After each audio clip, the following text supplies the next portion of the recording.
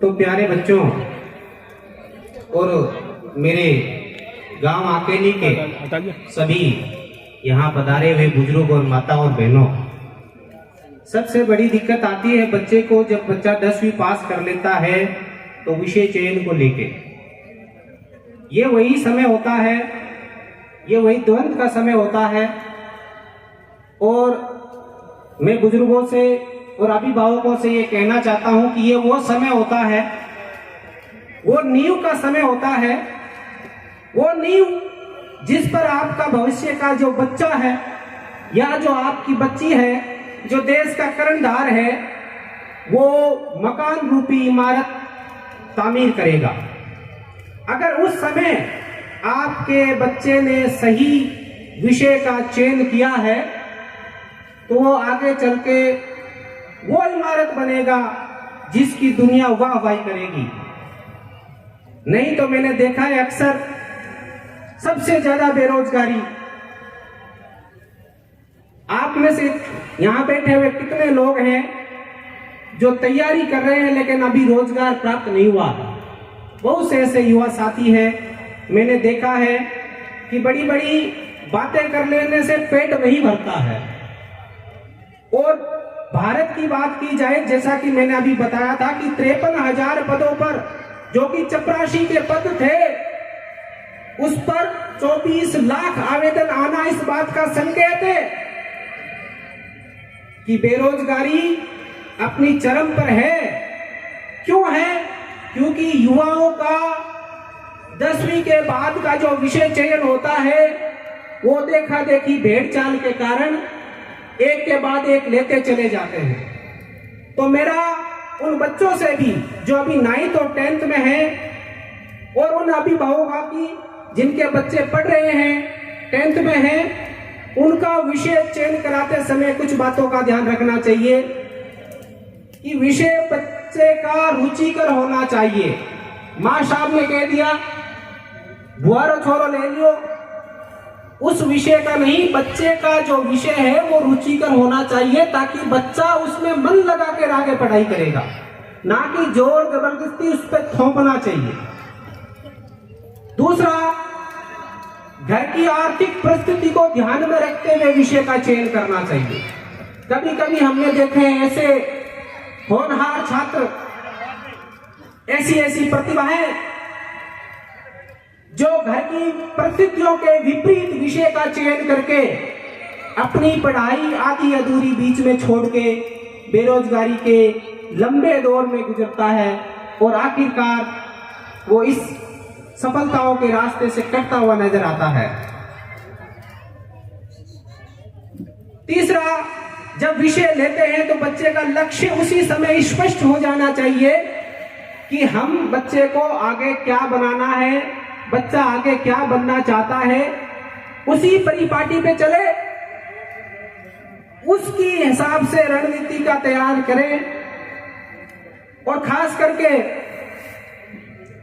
जिंदगी में backup plan का भी साथ में ही समायोजन किया जाना चाहिए उसी समय कि बच्चा अगर इस लक्ष्य को प्राप्त नहीं करता है तो हमारा बच्चा बेरोजगार ना घूमे, उसके हाथ में ऐसा हुनर होना चाहिए, उसके हाथ में ऐसी कामयाबी होनी चाहिए कि लक्ष्य को प्राप्त करने बगैर अगर खुदा न खास्ता ऐसा मौका आ जाए कि लक्ष्य को प्राप्त करने में नाकामयाब रहता है तो बच्चा मायूस नहीं होना चाहिए, उसके हाथ में ऐसा हुनर होना चाहिए कि वो खुद कमा सकता है और 10 परिवार को और कमा के खिला सकता है।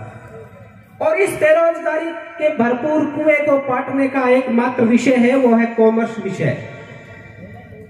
आपको जानकर ताजुब होगा, हैरानी होगी कि कॉमर्स विषय पढ़ा लिखा सबसे कम बेरोजगार भारत में पाया जाता है। आर्ट्स में भरपूर मात्रा में पीजी किए हुए, यूजी किए हुए बेरोजगारी की लंबी कतारों में मिलेंगे। साइंस किए हुए आज बेरोजगारी की इस दौर से गुजर रहे हैं कि सुसाइड कर रहे हैं कोटा में जा जाके, पढ़ने की इतनी। लेकिन आपको जानकर आश्चर्य होगा कि कॉमर्स विषय का विद्यार्थी अगर बीकॉम फर्स्ट डिवीजन से करता है तो अच्छी खासी नौकरी, भले ही सरकारी ना लगो, लेकिन वो कमा के खा सकता है, खुद भी खा सकता है और औरों को भी खिला सकता है। तो आज का विषय मेरा कॉमर्स में है, क्या विषय और कैसे लिया जा सकता है। तो 10वीं के बाद बच्चा कॉमर्स विषय ले सकता है। कॉमर्स में भी रुचिकर विषय होते हैं, मैथ होती है। कॉमर्स में अर्थशास्त्र का रूप होता है जिसको ईएफएम के नाम से जानते हैं। कॉमर्स में लेखा शास्त्र होता है, जो हिसाब किताब आप समझते हो वो जानता है, रुचिकर विषय है। क्योंकि जो दिखता नहीं वो बिकता नहीं। हमारे यहाँ हर जगह ऐसा ही है कि कॉमर्स की 12वीं तक की स्कूलें बहुत ही कम हैं, तो बच्चे उस विषय से वंचित रह जाते हैं। लेकिन अगर आप में जागरूकता है कि कॉमर्स क्या विषय है और उसमें क्या बन सकते हैं, तो मैं बताना चाहूंगा कि कॉमर्स में आगे चल के आप चार्टेड अकाउंटेंट बन सकते हो। कॉमर्स में आके आप एमसीए कर सकते हो, पोस्ट मैनेजर बन सकते हो। आप कॉमर्स में नेट जेआरएफ करके, पीजी करके कॉलेज और यूनिवर्सिटी में प्रोफेसर बन सकते हो।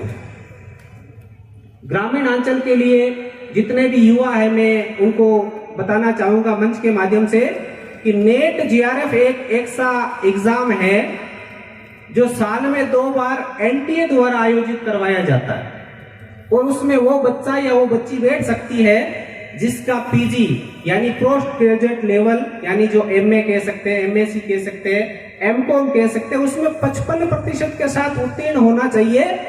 और वो बच्चा नेट जेआरएफ अगर कर लेता है और फिर पीएचडी में एडमिशन लेता है, तो सरकार की तरफ से पर मंथ उसको लगभग 55,000 रुपए की स्कॉलरशिप दी जाती है।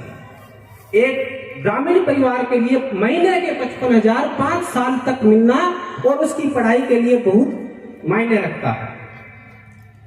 कॉमर्स विषय में आगे आप बीकॉम करके सरकारी सेवाओं में, जैसे सांख्यिकी अधिकारी है, जैसे महिला सुपरवाइजर की जो पोस्ट आती है उसमें इकोनॉमिक्स विषय होना जरूरी है, वो बन सकते हैं।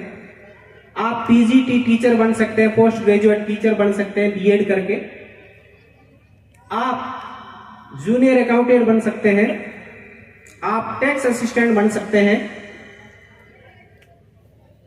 आप सेवा और फौज में जाने तो AAO बन सकते हो। आप एयरफोर्स में जाना चाहते हो तो ग्राउंड ड्यूटी ऑफिसर की नौकरी कर सकते हो। कई प्रकार की नौकरियां ऐसी हैं जो कॉमन होती है, सब विषय की होती है। जरूरी नहीं है कि उसमें कॉमर्स वाला आ नहीं सकता। जैसे एलडीसी है, जैसे पटवारी है, जैसे पुलिस है, जैसे ग्राम सेवक है, जैसे वनपाल है, वन रक्षक है, उनके लिए सिर्फ 12वीं पास चाहिए। कॉमर्स, आर्ट, साइंस का कोई बाध्यता नहीं है, तो कॉमर्स लेकर भी रोजगार प्राप्त किया जा सकता है। दूसरा, मैं छोटा सा उदाहरण देना चाहूंगा कि बच्चों, आप कौन सी पेंसिल यूज करते हो? कोई बता सकता है कौन सी पेंसिल यूज करते हो? नटराज। डॉम्स का नाम सुना है? कौन कौन डॉम्स का नाम जानता है? मैं छोटा सा उदाहरण देना चाहूंगा गुजरात के संतोष कुमार का, जिसके पिताजी नटराज और अप्सरा नामक पेंसिल जो आती है उसमें पेंसिल सप्लाई किया करते थे बना के, रॉ मटेरियल के रूप में। उनका बेटा संतोष उनके पिताजी की मृत्यु के बाद सोचता है कि मुझे एक ऐसा बिजनेस खड़ा करना है जो इनका टक्कर ले, और उन्होंने एक नई पेंसिल मार्केट में उतारी जिसका नाम डॉम्स है। और जानकर हैरानी होगी कि आज उसका टर्नओवर 15,000 करोड़ है, छोटी सी स्टेज हुई। तो कॉमर्स आपको वो आइडिया सिखाता है कि जिससे आप खुद कमा सकते हो और अपने साथ साथ इतने रोजगार के अवसर पैदा कर सकते हो कि आपके ग्रामीण लोग, आपके राजस्थान के लोग, आपके आसपास के लोग उससे रोजगार प्राप्त कर सकते हैं। और रोजगार जरूरी है आज के विषय में, आज की संदर्भ में। जिसके पास रोजगार नहीं उसके लिए बहुत मुश्किल होता है कि वो आज के दौर में क्या करता है। तो बच्चों, किसी भी विषय को लेना है तो किसी ने कहा है कि जिंदगी जंग है, जिंदगी जंग है, लड़ते रहिए, रोज इसमें नया रंग भरते रहिए। वो चलाता है हर बशर के कदम, आपका काम है बस चलते रहिए, आपका काम है बस चलते रहिए। अभी आपके पास समय है, और मैं अभिभावकों से भी कहना चाहूंगा कि जो बच्चा 12वीं पास करके कॉलेज में जब आता है तो वो पीरियड होता है गोल्डन पीरियड, बच्चे का जिंदगी संवारने का भी और जिंदगी को बिगाड़ने का। उस समय खासकर ध्यान रखना चाहिए कि बच्चा हमारा क्या कर रहा है, क्या बच्चा कॉलेज जाता है, क्या कॉलेज की नियमित किताबें जो पढ़ता है, क्लासें लेता है कि नहीं लेता है। उस समय उसको कैरियर गाइडेंस की सख्त आवश्यकता होती है, आपके घर वालों की निगरानी की भी सख्त आवश्यकता होती है, क्योंकि वो गोल्डन पीरियड है 3 साल या 5 साल, जिसमें बच्चा अपना कैरियर भी बनाता है या अपना कैरियर गलत संगत में जाके बर्बाद कर देता है। क्योंकि कहते हैं ना, कल दी सीध भुजंग मुख स्वाति एक गुण तीन, जैसी संगत बैठिया तैसा फल दीन। अगर आपका बच्चा गलत संगत में है तो फिर रोजगार से कोसों दूर हो जाएगा, और रोजगार से क्या परिवार से कोसों दूर हो जाता था। तो आपको कॉमर्स विषय में बहुत सी नौकरियां हैं, इन नौकरियों को करने के लिए कुछ कॉमन है, कुछ विषय के आपको उस पे एक्सपर्ट होना पड़ेगा, तब आपको मिलती है। प्रोफेशनल जॉब है जिसमें आप सीए हैं, आप सीएस कर सकते हैं कंपनी सेक्रेटरी का। उसके बाद आप बैंक मैनेजर, पीओ, बीएड करके आप पीजीटी, टीजीटी टीचर जो बन सकते हैं। आप इंपोर्ट एक्सपोर्ट के काम भी कर सकते हैं। आप शेयर मार्केट में, जो कि गांव से शायद ही जानते होंगे, कुछ लोग जानते हैं, शेयर मार्केट के माध्यम से भी आप अच्छी इनकम कर सकते हैं, अपना कैरियर बना सकते हैं। आप बीकॉम करने के बाद भी आरपीएस, आईपीएस बन सकते हैं। आप केवीएस, एनवीएस में भी जा सकते हैं। आप टेली और जीएसटी का कोर्स करके अच्छा कैरियर बना सकते हैं। आप डाटा एंट्री ऑपरेटर भी बन सकते हैं। आप सीजीएल और सीपीओ के माध्यम से भी देश की जो बड़ी बड़ी सेवाएं हैं, अच्छी सेवाएं जो मानी जाती है, उसमें आप जा सकते हैं।